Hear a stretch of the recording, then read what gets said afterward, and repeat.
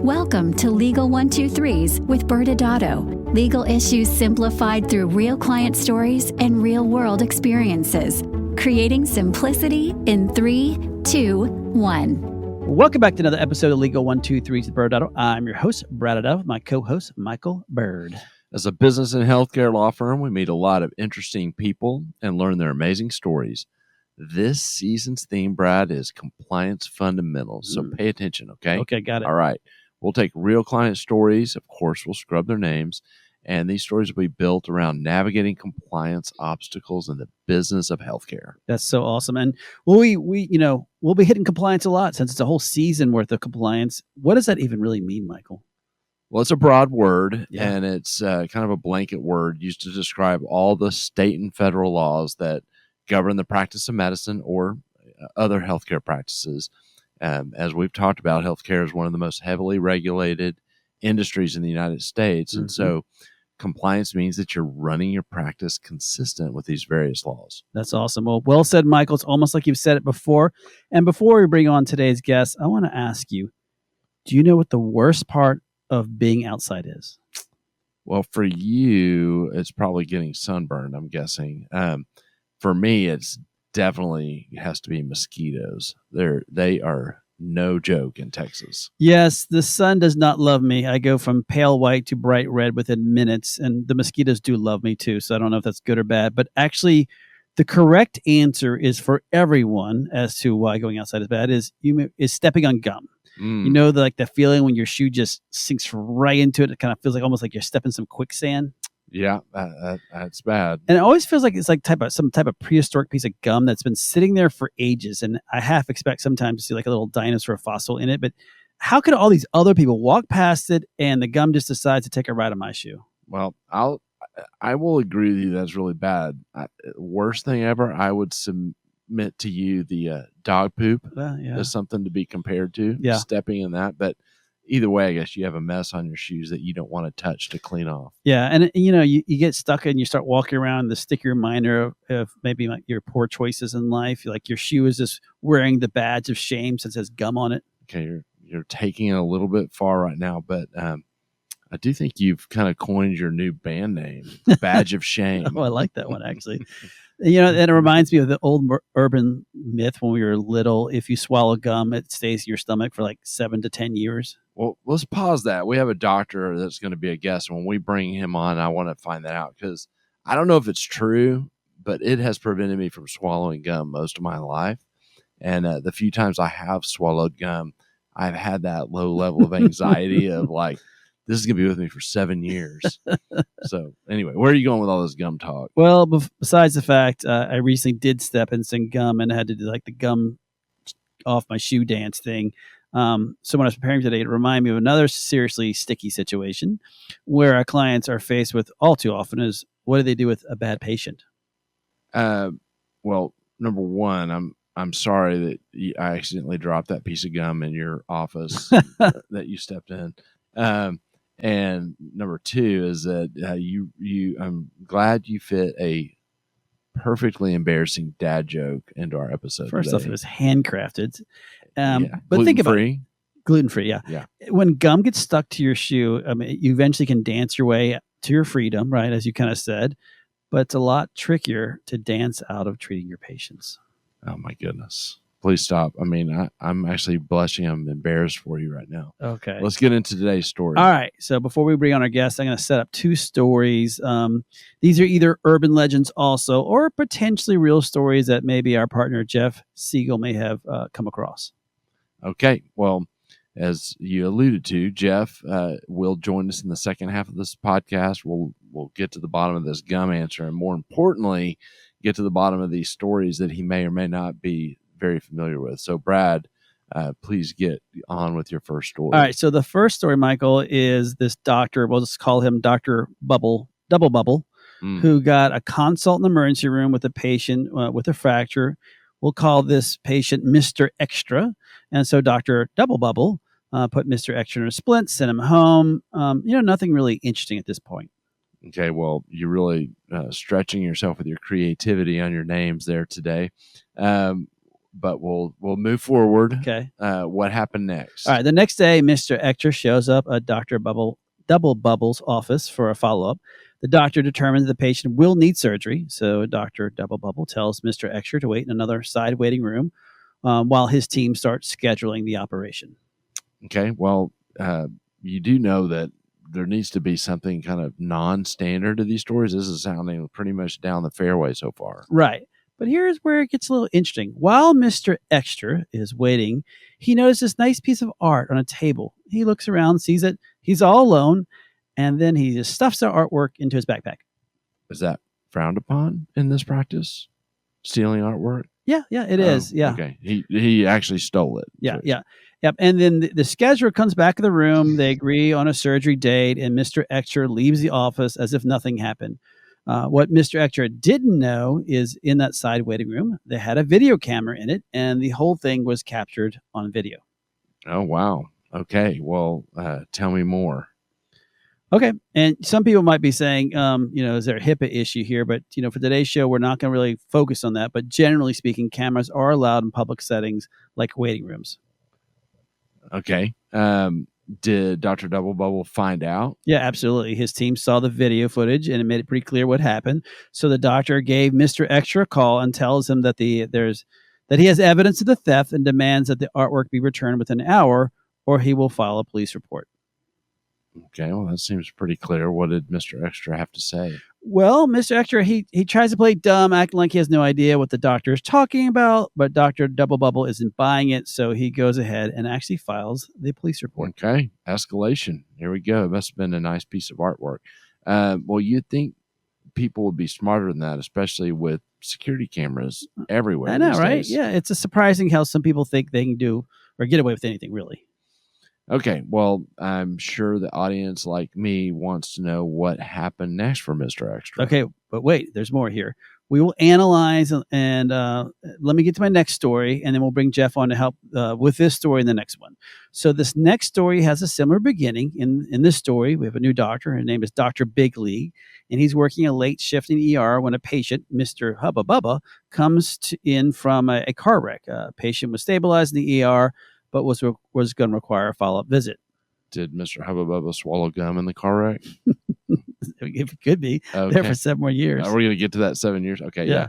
I really am having a hard time keeping track of who's who with these gum names, but Fair. and you're having a hard time pronouncing them. I know. We can recap the names later when we bring on Jeff, but like the last story, Dr. Big League decides that the patient will need surgery, and his team sets the patient up for surgery. Okay, again, it's pretty normal. All right. But in this case, Dr. Big League goes home that night and learns that Mr. Hubba Bubba slept with Dr. Big League's wife. Wasn't expecting that. My 13-year-old curiosity wants to know if she was in the car with Mr. Hubba Bubba, and if so, what was the cause of the wreck? Fair question, and my 13-year-old brain would like to respond, but I know better for that today. But as you can imagine, Dr. Big League is furious and does not want to treat Mr. Hubba Bubba. I can relate to that sentiment, and I have to say that's better than the door number 2, which might be operating and then forgetting to give Mr. Hubba Bubba anesthesia. Yeah, for sure, right? Okay. Now we have 2 stories, one with a criminal act and one with probably an immoral act. And the real question is do these doctors have to treat these patients? Okay, well, let's go into commercial.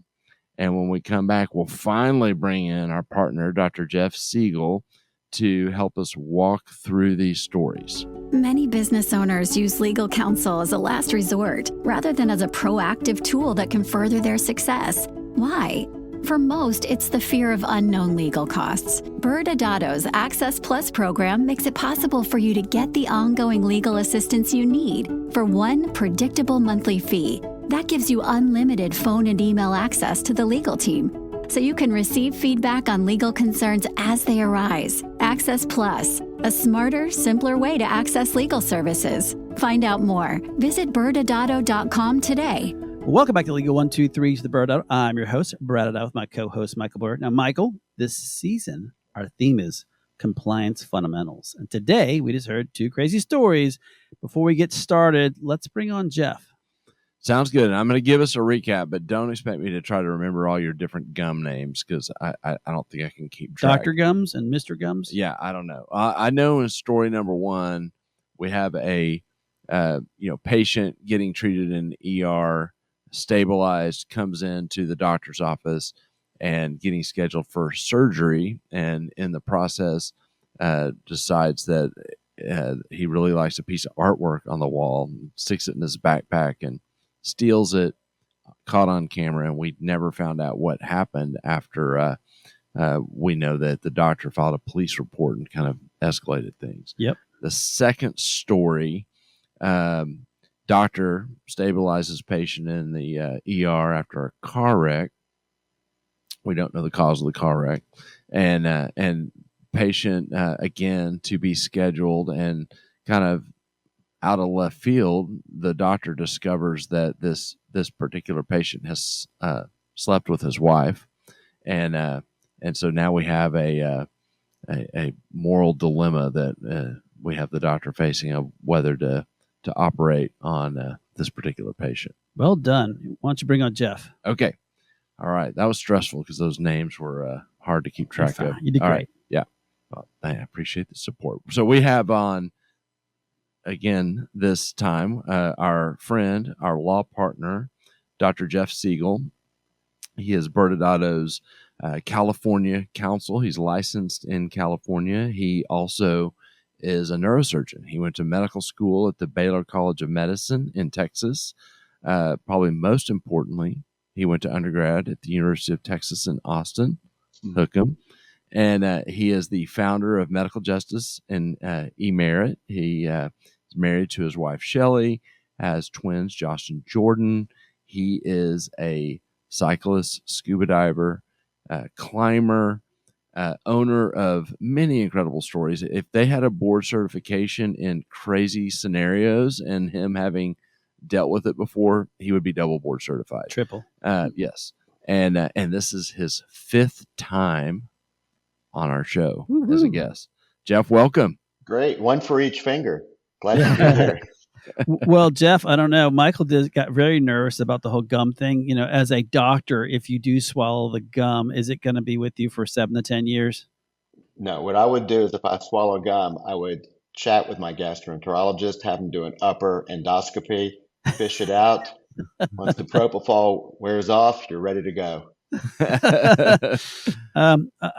That sounds great. I would definitely want Michael to try that first. Yes. Yeah. Don't let it linger. Remember, anesthesia is a luxury. Okay. Yes. So be nice to your doctor. That's right. Well, Jeff, that's perfect. That brings us right into our first story. So again, Mr. Extra took something, a little extra item that he took it home with him.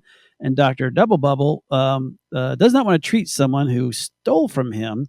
So the question I think the audience and Michael and I are all wondering here is, does Dr. Double Bubble have to treat that patient who stole from him? It's a great question. The question hinges on abandonment. If you are in the middle of a treatment plan, you need to continue treating that patient until the doctor-patient relationship is terminated. It could be terminated by the patient being handed off to another doctor who picks up the baton. The patient can say, hey, I'm going somewhere else, and it's immediately terminated. Or the doctor formally terminates the patient and gives them 30 days to find another doctor. You make the records available and you give them the ability to find a new doctor. But if you're in the middle of a treatment plan, even that 30-day, hey, I want to get out opportunity may not be available. So I think in this particular situation, and by the way, this is based on a true story. It wasn't a piece of artwork because very few doctors that I know actually have artwork in their rooms that aren't bolted to the walls.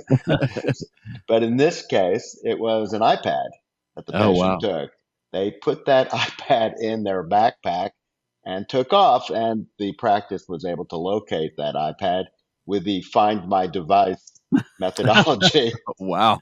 Yeah, and so he calls the patient and says, bring back the iPad. He goes, what? Wait, what? What are you talking about?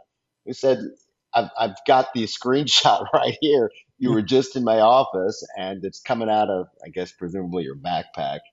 So he also didn't bring it back, and they called the police. Same thing. This is the same scenario. So, I mean, the question is, let's assume that the patient does come back or wants to continue to be treated. I can tell you that physicians take care of all sorts of unsavory characters. Yeah.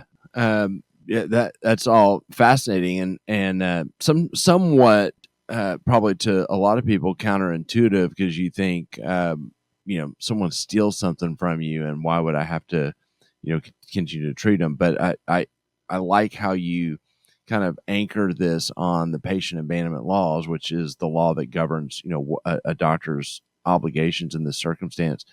I want to talk a little bit more. Patient abandonment is a state law. Have you noticed, Jeff, differences in how states apply it or what their requirements are on this kind of general, I would agree with you. My understanding generally of how I think about patient abandonment is in line with what you just shared, kind of that 30-day, if the doctor's terminating the relationship. But I'm curious if you've seen nuances across states. Yeah, so I would say that if you do the 30-day window, let's say you, the doctor, want to terminate the relationship, you're not in the middle of a treatment plan, you generally want to make sure they have enough medication to bridge the gap in that 30 days. You want to demonstrate you'll make records available to the new doctor and that you give them a mechanism to find the new doctor. For example, going to the county medical website or to their insurance company's website. That's generally reasonable for every state, but there are situations where it could be, no pun intended, a little stickier. Mm-hmm. So, for example, if you are the only specialist in a region, let's say you're a pediatric oncologist in North Dakota, probably not many of those around. And if you're in the middle of a treatment plan, even if you're not in the middle of a treatment plan, you probably want to give them more than 30 days to find a new doctor, only because it'll be very difficult. And the last thing you want to do is have someone not be able to get life-saving care, and you're the last person that touched that patient. They file a complaint to the Board of Medicine, and then off to the races you go with a charge of abandonment. And you raised a good point, and I want you to touch on this too. The urgency of the care needed that's happening during the treatment plan is relevant, right? Like a cancer patient versus a fracture correction versus an elective procedure is relevant to the analysis for patient abandonment. It's completely relevant. I work with so many different types of specialists. Some of them are dealing with acute problems or people in the middle of a life-altering treatment plan, hopefully life-saving treatment plan. And then on the other end of the spectrum, entirely elective. We're talking about a cosmetic surgery. Even with cosmetic surgery, I suggest you should stay within the formal parameters of how you discharge a patient. Now, remember, if a patient says, I'm never coming back, I'm leaving, I'm going elsewhere, all you have to do is document that. You don't need a 30-day window. If they say they're going somewhere else, you just document the patient said they were leaving. They took the affirmative action of taking off. Now, if they're 2 days post-op, you may need to double down and remind them that now's not a good time to head off on a new path, because you uniquely are aware of what took place during that operation. Sometimes you have to bite the bullet and try to keep someone around. I think you may want to resist the urge to have a patient jump ship so quickly, because if it turns out the patient does have a complication, ends up getting a hematoma or an infection, even after an elective case, the new doctor may throw you under the bus. Now you've got a bigger problem than you initially had. So I generally tell people to try and work your way through the acute postoperative course, even for an elective case, to try and get them set up to find another doctor. You don't want to discharge a patient, even if they do it on their own in an acute period, because they don't really know what they don't know. Right. Well, that, great. And I'm curious now with a second story where Dr. Hubba Bubba was sleeping with Dr. Bigley's wife. I'm assuming the audience wants to know that if the answer changes here, does Dr. Bigley, does he have to operate on Mr. Hubba Bubba? and meaning does Dr. Big League, have to treat this patient? Yeah, so the second case where the patient slept with the doctor's wife, I assume unbeknownst to the doctor, and learned this only later. That is quite shocking. And the doctor-patient relationship was based on trust, and arguably that trust has been broken. And I would suggest it may be a high-risk move for the patient to accept surgery from that doctor. I mean, if I were the patient, I would probably say, are there other options available? Which takes us back to if to the option if the patient terminates the relationship, you don't need a 30-day window. You're done. The patient has already made the move. Now you could try to make a handoff, a baton pass over by finding another doctor. If the patient agrees, if you find the other doctor and the patient agrees, then you're safe. You haven't abandoned that particular patient. But, if you have no alternative and you're it, let's say that you were paid to take care of the patient, you're the only orthopod in town that can fix that fracture, and arguably it needs to be set sooner rather than later. You may just need to do it and move on and just figure out how he could be seen by somebody else and follow up. This is not a great situation. I have seen in less sticky situations. Again, Brad, you really set me up on that. In Glad to help. in less sticky situations, I've certainly seen the doctor, when they don't want to take care of a patient, describe the risk in very graphic details, just saying the risk of this particular operation is death, and death again. And, they talk about the risk of paralysis and nerve damage. So that's one option. You can just double down on the risk, and maybe the patient makes a reasonable decision saying, the risks sound greater than I'm willing to entertain at this particular time. The other option, in cases that aren't particularly as acute, is to say that I don't have an opening for this type of procedure for some time. Assuming that the patient can wait and it's not ridiculous, the wait may just be enough to get the patient to voluntarily migrate on their own to another practice. So there are tricks or tools that can be used to gently show the patient the door without showing them the door directly. And I can make the case too. It's like salt in the wounds for the doctor, because if he's like, for whatever reason can't get out and has to operate, and even let's say that approaches it, and is able to compartmentalize what happened in the background. If something goes wrong, that's all going to be a fact brought in that the doctor was, trying to hurt the patient because, the guy slept with his wife. I feel like it's the risk the doctor's taking is enhanced. Now, just imagine in this particular case, if the elective case was a vasectomy that the doctor was scheduled to perform. Need I say more? No. Okay. That's a different kind of clipping. We have 3 13-year-olds on here. I'm sure we could take this conversation. Well, this does give it some color. So I had a patient, this was many decades ago.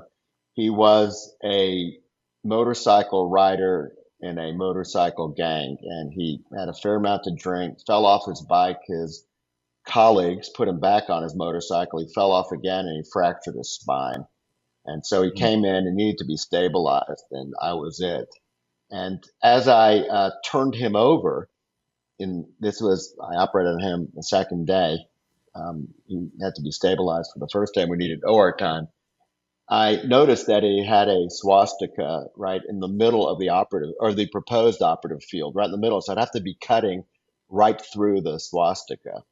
And, this goes back to what I said before. We do operate on unsavory individuals at different times. So I wanted to tell him we've got some good news and bad news after he woke up. The good news is I was able to avoid having to just destroy his tattoo artwork. The bad news for him was that I converted it into a Star of David. This is a true case. I actually did have a patient with a swastika, and we were able to just work around it. But these are the surprises you run into. And the question is, how do you avoid a charge of abandonment? And I think Yeah, you just work through it.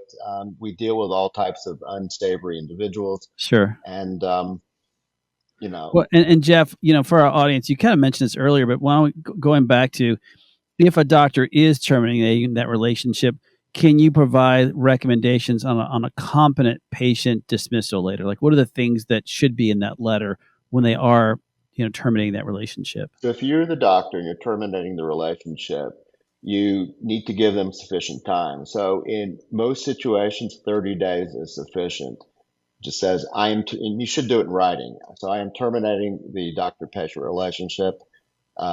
Effective today, I will continue treating you for urgent or emergent conditions for 30 days until you find another physician, whichever comes first. Number two, I'll make your records available to your new physician as per your written authorization. Number three, if you don't have a new doctor, you can find one on the county medical website or through your insurance carrier's in-network website. And I wish you well. You don't need to even go into the details of this. Honestly, I think less is more. There's no reason to say that you're an unsavory individual or you yelled at the staff and I'm putting you in timeout. I think less is more. I really would just keep it to the bare facts and move on. Okay, final question. Let's talk about the consequences for patient abandonment. Kind of frame for the audience, like if they do take an action that results in patient abandonment, what's kind of their exposure from a risk perspective is, and whether it be medical board or malpractice or otherwise. The easiest thing for a patient to do is to file a complaint with the Board of Medicine saying, Dr. Segal abandoned me. And it requires little more than 5 minutes of effort and licking a stamp, or they can do it online. And so the board typically would be charged with investigating the claim, and abandonment is a fairly serious charge. I do think that action could be taken against your license. At the very least, you'll have to defend against it. And if you didn't formally terminate the relationship, it will be quite uncomfortable. In terms of filing a legal claim, a civil claim, it's doable, a little bit more challenging to do. The question will come down to, was the patient injured? Were they harmed by the abandonment? And if you just chose not to take care of a particular patient in the middle of a treatment plan and they're injured, let's say they need additional surgery or the outcome is worse than it otherwise might have been, they will find an attorney and then sue you. So you may end up getting beaten up by the Board of Medicine. You may end up getting beaten up by a plaintiff's attorney. Well, that was awesome, Jeff. Thanks for dropping by again for the 5th time. Glad you could make it. Absolutely a pleasure. Well, that's all the time we have today, Michael. And believe it or not, next Wednesday's show, we'll be back to discuss compliance fundamentals, this time on anti-aging with our partner, Jay Riero. Thanks again for joining us today. And remember, if you like this episode, please subscribe, make sure to give us a 5-star rating, and share with your friends. You can also sign up for the ByrdAdatto newsletter by going to our website at ByrdAdatto.com. ByrdAdatto is providing this podcast as a public service. This podcast is for educational purposes only. This podcast does not constitute legal advice, nor does it establish an attorney-client relationship. Reference to any specific product or entity does not constitute an endorsement or recommendation by ByrdAdatto. The views expressed by guests are their own, and their appearance on the program does not imply an endorsement of them or any entity they represent. Please consult with an attorney on your legal issues.